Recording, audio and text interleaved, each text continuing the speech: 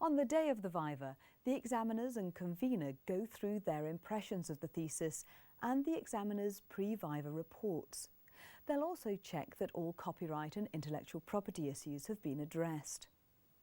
The examiners agree which particular aspects they want to discuss and suggest some general questions to get the Viva started.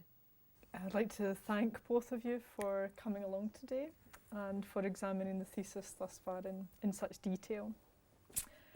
Thank you also for submitting your pre-Viva report. That was appreciated that was submitted in good time. The regulations were sent out to you with the thesis, but I think this is probably a good time if we just recap on the regulations and consider possible outcomes and eventualities. I'm glad to say that both of you have submitted very positive reports, although you have issues that we wish to discuss. In most cases, I would say it's fair to say that we don't consider that the thesis isn't appropriate for the degree submitted.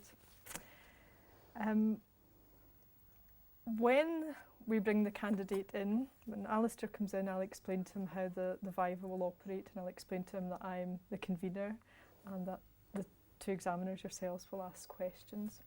I noticed from your reports that you've both raised different issues in terms of the aspects that you'd like to discuss.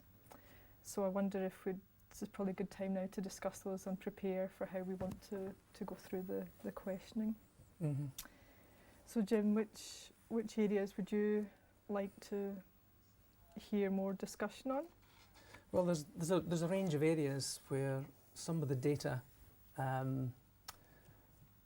have to be interpolated in order to identify what's actually going on. So some of the fieldwork data, I think we need to look at depth of penetration of some of the GPR work, how he's used the modern day surveys of the beach in order to reconstruct historical. I want to probe him on how he feels the use of modern day changes inform past changes. I'm a bit uncertain as to how comfortably that sits in a thesis that ostensibly should be looking at past sea level changes, past sediment budgets, and how those fit into the future management implications. There's a hiatus in there that we need to explore. There's a whole series of very minor points that we need to go through, I think. Yes, well, both of you actually submitted the list of small typographical errors, so I would prefer that we don't go through those blow by blow and we just give those to the candidate and save the Viva for some discussion. That would be good. When you say about fieldwork data, do you have concerns about the actual techniques employed and think that others should have been employed, or you just want to know his appreciation?